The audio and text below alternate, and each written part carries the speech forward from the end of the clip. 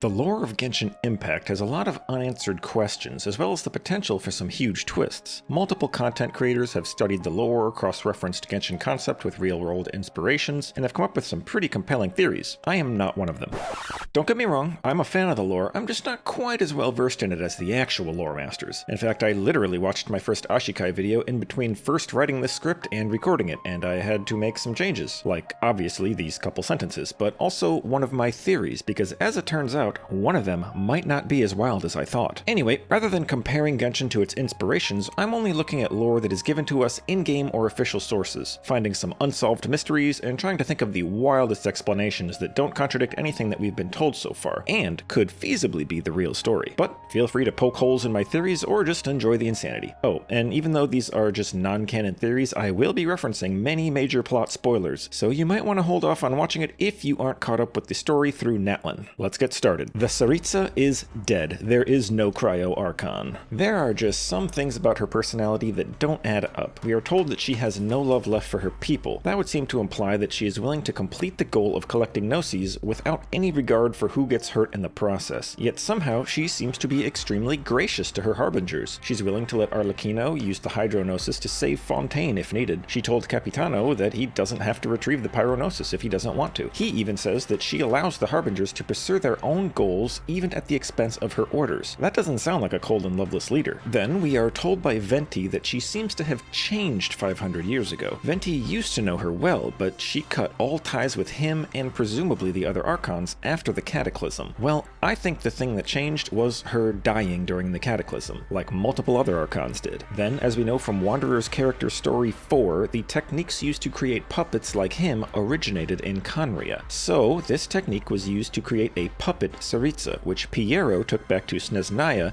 to pose as the Cryo Archon. Piero is actually the one running the nation under the guise of the Fatui director. Why else would some Khaenri'ans, who seem to universally and justifiably despise the gods, serve one of the gods? That's why the Tsaritsa is described as cold, bitter, and loveless, because the Tsaritsa that people see is just a puppet, so she never does anything but sit there. Maybe she can talk, but only when Piero needs her to. And she is gracious to the Harbingers because it's just Piero looking out for his fellow humans. Then let's talk about delusions. We're told the Fatui's delusions are granted by the Tsaritsa, with no further specifics, but the delusions that have been given out to non-Fatui personnel, such as the Watatsumi army and the one used by Diluc and his father temporarily, were made from dead gods. And the fact that they backfired isn't relevant here, because the delusion that killed Diluc's father had no adverse effect on Diluc himself, so it's more likely the delusion's backfiring is more due to the weakness of the wielder than the type of delusion. So it makes sense to me that delusions are always made from dead gods, and the ones used by the Harbingers are made from the dead Tsaritsa. So then what's the deal with the whole plot to collect Gnosis? Well, it's Piero's plot, and he's fulfilling a desire that the nation of Khaenri'ah, as well as multiple current Harbingers, have always had, to elevate humans to the level of gods. The whole story of Sumeru was Dottore trying to create a god using one Gnosis and the minds of the whole city. That was a test run for the ultimate goal of the Fatui and of Khaenri'ah. Once they have all of the Gnosis, they attempt some ritual to divide the power of the third descender into all of humanity, and with that, humanity will have the ability to overthrow Celestia and create a new world, the final revenge for what they did to Khaenri'ah. Now, there are some obvious holes, so I'll do my best to try to explain them away. First, when an Archon dies, they are succeeded by another Archon, except in the case of the Divine Throne being destroyed, so there not being a real Cryo Archon would pretty much mean that the Divine Throne of Cryo must also have been destroyed. And I think that is a possibility because we're led to believe that the most powerful Khaenri'ans, such as the Captain in his prime, were as powerful as Archons. Alternatively, perhaps the brightest minds in Khaenri'ah knew a way to circumvent the succession of the Archon, in a new twist that we haven't seen yet. Let's not forget that Khaenri'ah is the most advanced nation to have ever existed before it was destroyed, and they were toying with powers from the Abyss at the time of the Cataclysm. Second, Zhongli's contract. Zhongli tells us that he gave up his Gnosis as the terms of a contract he made with the Tsaritsa. The Tsaritsa being fake makes this pretty awkward. The trouble with trying to explain it is that we have no idea when this contract was made, nor do we have the slightest clue what was promised in return. For the promise, my only hope is if Zhongli hates the heavenly principles as much as everyone else seems to, and actually wants Piero's plot to succeed. Thus, the promise could be that the people of Liyue would be empowered and protected protected in the New World, which would also give good reason why Zhongli can't reveal what the promise was, because it would give away the entire plan. As to when that deal was made, it would have to be after Piero came up with the plot, and the deal would have to have been with Piero, not the fake Tsaritsa. And last, a meta-conflict, which is that it's unlikely the writers would just rehash the same story between Inazuma being ruled by Puppet Shogun and Snezhnaya being ruled by Puppet Tsaritsa. Unless you think of this all as foreshadowing. Inazuma showed us a nation ruled by a puppet created by the true ruler. Fontaine showed us a nation where the ruler was actually just acting the entire time and wasn't the ruler at all. Sumeru showed us a nation where the Archon was being used as a tool by the elites who were the actual rulers. Liyue showed us a nation where the people step up to take care of themselves when they lose the guidance of the Archon, even to the point of defending themselves from a god. Natlan showed us a nation where humans take up the mantle of Archon because they have no god. I'm sure there's more, but I'll leave that for everyone else to poke holes in. I've got 2 more wild theories to get to. Let's talk about Paimon. Paimon has been the biggest enigma since day 1, and still is. There are countless theories as to her nature, and you've probably heard them all before. So I'll start by admitting that my goal is not to pick out one of them and explain why it's most likely, but rather come up with something that maybe you haven't heard before and try to justify it. Let's recap. She has no past. It seems like she just sprang into existence the moment Traveler fished her out of the ocean. Despite that, she seems to know a good bit about Teyvat since she served as our guide, and yet literally no character in the game has ever seen her before. Mona also fails to read anything from her with astrology. Then, of course, she looks like a mini flying statue of the Seven, which implies a connection to Celestia. The name Paimon is from Ars Goetia, the book that every god's true name comes from, and no character has any opinion on any of this. Not the Archons, not even Renova. In fact, the only interesting opinions we've gotten about Paimon are from Melusines, beings that apparently can see the true essence of a thing. One said that Paimon was like a rainbow balloon with a string extending beyond the sky, and another said that Paimon felt like a big sister even though Melusines are all over 400 years old. There is exactly one theory I can think of that can explain this, and that is that Paimon was deleted from Irminsul in the same incomplete way that Wanderer tried to delete himself. I'm sure other people have thought the same, so that's not my wild theory. The question is, who was Paimon before that? Was she literally the Heavenly Principles? Is that why the Heavenly Principles are dormant? This is a super common theory, but it doesn't hold up. If she was the Heavenly Principles, the Archons and Dragons would recognize her, and she probably wouldn't be affected by Irminsul changes, unless she was added into Irminsul and then deleted. But in that case, no one would know that the Heavenly Principles ever existed. Was she the unknown god? Maybe, but again, you'd think other gods and dragons would recognize her nature, unless again, she was deleted from Irminsul. That would explain why no one has any idea who Traveler is talking about when they describe the unknown god, but both options also have the issue of why anyone with sufficient power would have deleted them from Irminsul in the first place. Is she one of the Moon Sisters? She certainly looks the part, but we run into the same problem of either someone would recognize her or no one would know that Moon Sister ever existed. But I suppose she could be related in some way, such as the Seelie from the story of how the Moon Sisters died. Genshin just dropped some new Moon Sister lore, so it's on everyone's mind lately.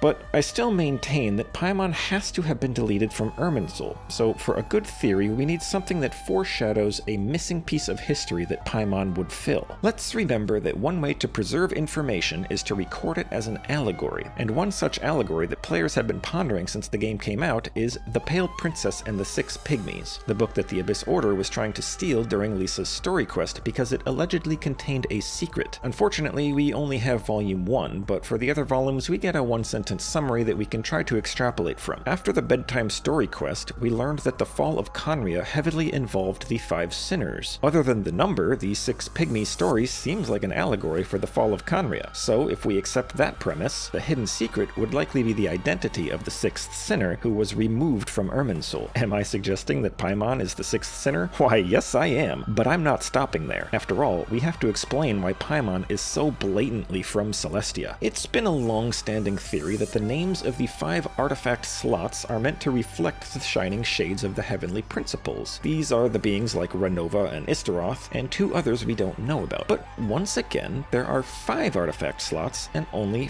4 shades. Some say that the 5th one must represent the Heavenly Principles themselves, but I'm not satisfied because I don't think they would be put on the same level of importance here. Instead, I say one of the shades was deleted from Irminsul. Oh yeah, Paimon was one of the shades of the Heavenly Principles, the 5th one that was struck from history. Much like Renova did in Natlan, Paimon decided to interfere in Khaenri'ah to try and help them out for one reason or another. She probably thought she could help them control abyssal power to achieve their goals of becoming like the gods, and became one of the sinners in the process. Then, as we know, it all backfired, the cataclysm happened, and that left Paimon horrified at what she had done. So she pulled a Wanderer. She tried to delete all of her actions from Irminsul, thinking that would fix what she did. But as we know, that's not how it works. It seems odd that a shade would assist people with tackling the abyss, but perhaps that was just Paimon's role. The three known shades are life, death, and time. The prevailing theory is that the fourth is the unknown god and the shade of the void, or emptiness, based on the original Chinese name for the goblet, and her resemblance to the Hersher of the Void from Honkai Impact 3rd. That just leaves Logos, or reason from the translation again. Reason is often thought to be a quality of humanity, so perhaps Paimon, the shade of reason, was responsible for assisting humanity with any endeavor they chose, even if it was to toy with powers from the abyss. But wait, there's more. What would be the consequence of all of this? My final Paimon prediction is that we will discover that the way to defeat the abyss and banish it from Teyvat forever will require destroying the sinners and returning all of the power they stole back to the abyss. All 6 of them. This creates an emotional crisis where we're torn between sacrificing our beloved companion who doesn't even understand why, or letting the abyss continue to encroach on Teyvat. Now,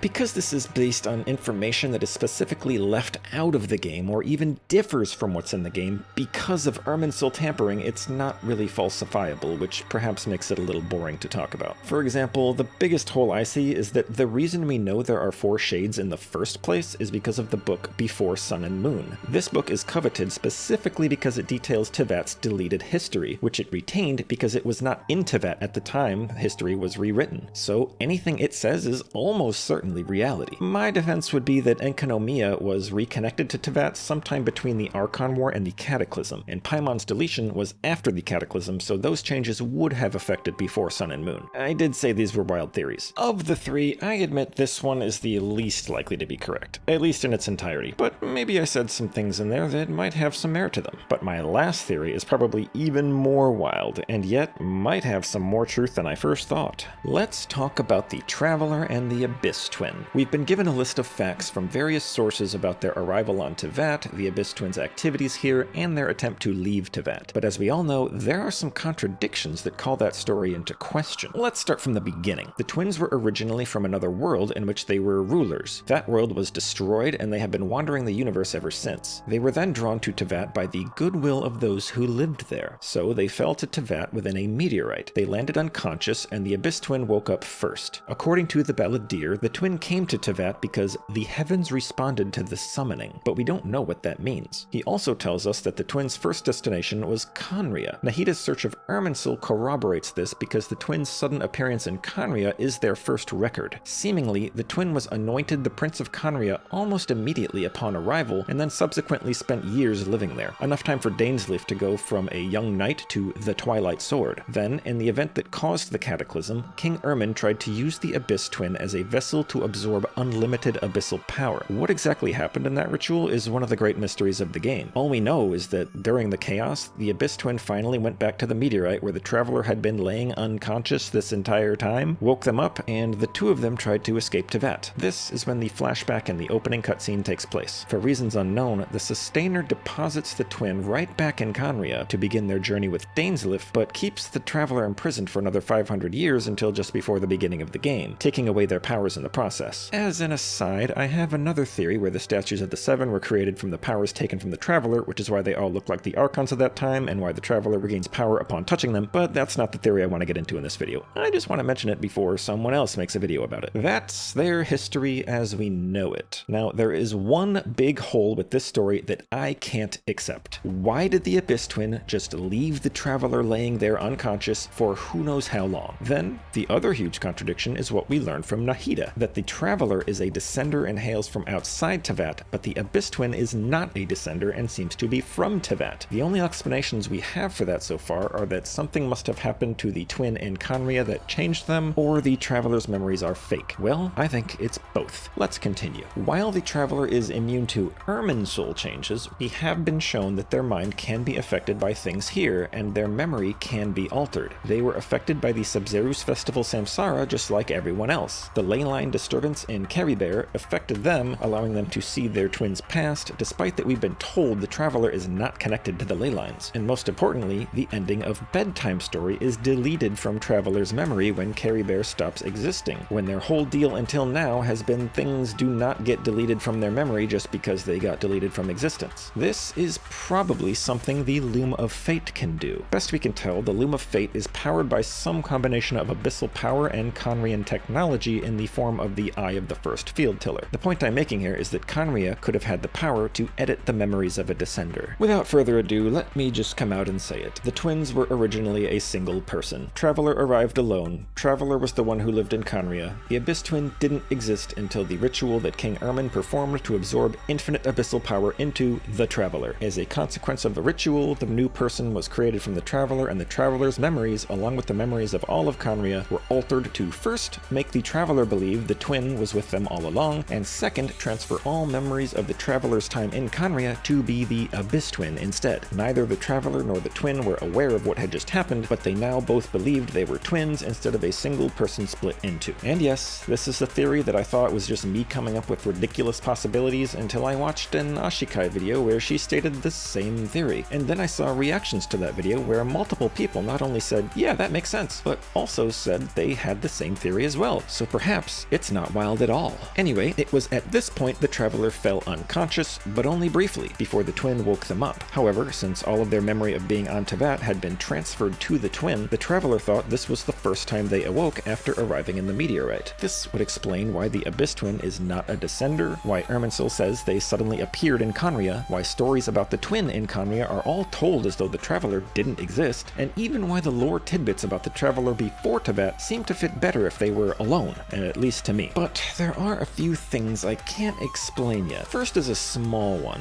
Why did the Traveler reawaken back in the meteorite? They would have had to have been put back in there after the ritual for some reason. Maybe the meteorite is actually some kind of spaceship and the twin put them back in it hoping to use it to escape, but it was broken. Or maybe the meteorite has some other property that healed the Traveler and woke them up. It seems like a minor thing, but I don't think the Traveler would have specifically mentioned it if it wasn't important. Second, why make the Traveler believe the twin was, well, a twin? You could say that's just a side effect of the split, but that's not very satisfying. I'd say it's more likely someone else created those memories, but we have no way of knowing who. Maybe the Abyssal Ritual caused it, but why? Maybe the Abyss needed the Traveler on their side, and making them twins with their champion was a way to do that, but it didn't seem like the twin had any clue what was going on either until after their journey through Teyvat. Or maybe it's the opposite. Maybe the intro cinematic is a fake memory, and Traveler tried to escape Teyvat alone, but the Heavenly Principles made the twins believe they were twins so that the Traveler could be the one to infiltrate and destroy the Abyss. Pretty wild, huh? Alright, that's all I've got for now. If you managed to listen all the way through, feel free to tell me all the ways you think I'm wrong. When I start thinking about lore, it's more fun to think in terms of what could be true as opposed to what's most likely true. Hopefully you enjoyed hearing about some possibilities, and maybe you've got some wild theories of your own. I've got more lore videos and guide videos in the works, so subscribe if you like what you see, and thanks for watching.